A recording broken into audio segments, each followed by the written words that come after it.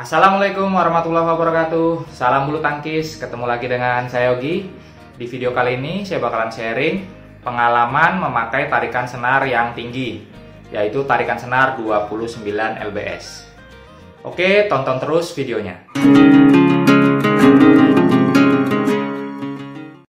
Oke teman-teman badminton, seperti biasa bagi kamu yang baru bergabung di channel ini, jangan lupa klik tombol subscribe dan loncengnya supaya teman-teman badminton bisa tetap dapat notifikasi kalau ada video baru di channel ini. Oke teman-teman badminton, jadi dulu saya itu sering memakai tarikan senar ya. Pertama kali saya pakai tarikan senar itu 25 lbs. Habis itu saya ganti lagi ke 27 lbs. Habis itu saya ganti lagi ke 26 lbs. Dan yang terakhir 24. Yang paling baru ini saya pakai tarikan 29 lbs. Jadi ternyata dengan kita memakai tarikan senar yang tinggi itu ada pengaruh-pengaruhnya ya teman-teman ya. Jadi yang pertama yang saya mau bahas itu pengaruhnya ke raket kita teman-teman. Jadi dengan kita memakai tarikan senar yang tinggi, dari itu 29 lbs itu di sini teman-teman kalau perhatikan ya, itu mata ayam ya, bahasa tokonya ya, mata ayam atau mata-matanya ini itu langsung hancur teman-teman, cepat hancur dia karena tarikan senarnya yang tinggi. Jadi dengan kita memakai tarikan senar yang tinggi itu mempengaruhi ya masa pakai ya frame dari raket kita ini sendiri.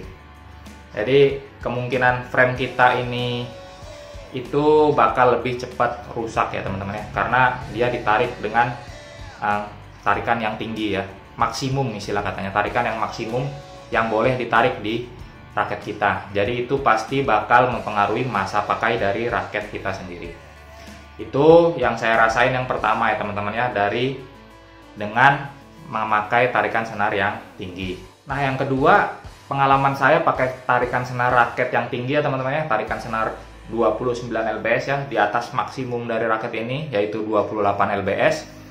Saya itu ngerasa pakai tarikan senar yang tinggi pada saat bermain badminton itu rasanya feelingnya itu mantap ya teman-teman ya, dengan sound yang mantap juga. Jadi pada saat kita main di lapangan itu rasanya lebih mantap aja megang raketnya, dan mukulnya juga rasanya lebih mantap gitu. Jadi mau pukul kencang pun udah nggak takut out lagi ya teman-teman ya, karena tarikan senar yang tinggi itu jarang sekali out, dan juga kontrol kita, akurasi kita itu meningkat ya, jadi lebih bagus ya teman-teman ya. Cuman ya memang tenaga jadi cepat habis semenjak saya pakai tarikan senar yang tinggi.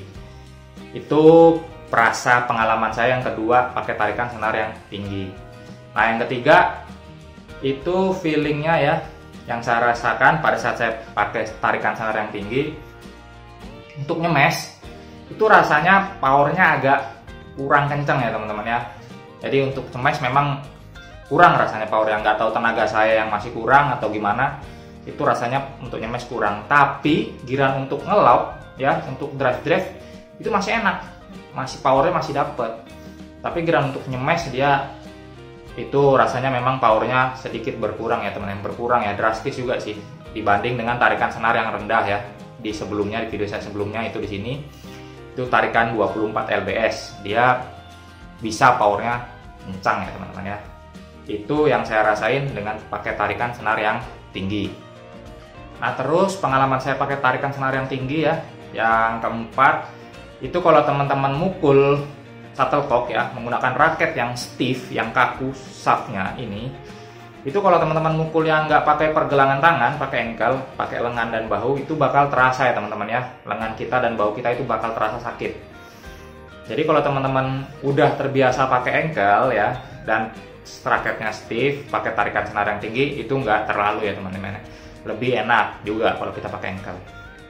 Jadi buat yang masih pemula, untuk pakai tarikan senar yang tinggi ditambah shaftnya yang stiff ya, raketnya yang kaku, rata-rata yang raket-raket high end yang mahal, itu bakal mempengaruhi ya, kena di lengan dan bahu kita, itu bakal terasa sakit teman-teman, karena udah berat ya, mukulnya itu berat, perlu tenaga, shaftnya yang stiff, dan kita memukulnya nggak pakai ankle, itu rata-rata di bahu dan di lengan kita itu bakalan sakit ya teman-teman ya. Nah saya sendiri karena udah sering latihan ankle ya teman-teman ya, teman-teman bisa lihat videonya juga di sini, itu udah mulai nggak terasa sakit ya teman-teman ya, udah mulai enak meskipun pakai tarikan senar yang tinggi.